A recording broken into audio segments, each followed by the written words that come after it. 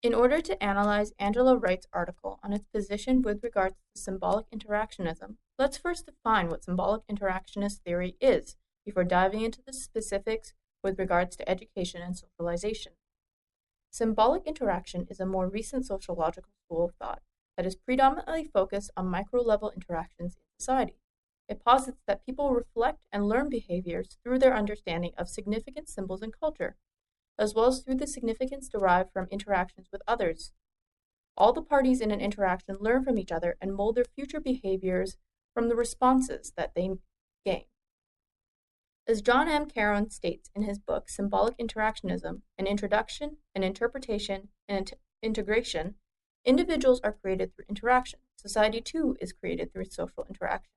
What we do depends on interaction with others earlier in our lifetimes, and it depends on our interaction right now. Social interaction is central to what we do. If we want to understand cause, focus on social interaction.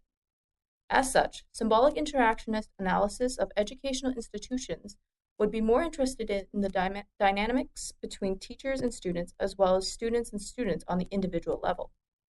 Wright's article does not go very in-depth with regards to these micro-level interactions. She is rather focused on the broad strokes of institutional interaction with groups of generalized students of some differing identities. The two cases that Wright mentions in the opening of the article are actually two very interesting cases ripe for symbolic interactionist analysis, particularly the case of Lindsay Shepherd, who was attempting to create an environment for the reflection of controversial remarks.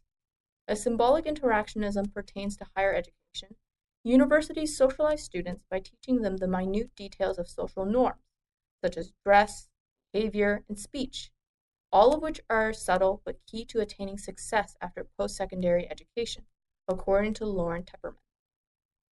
This is a vital part of the human and social capital that students can attain through the post-secondary educational institute, and one of its underlying functions.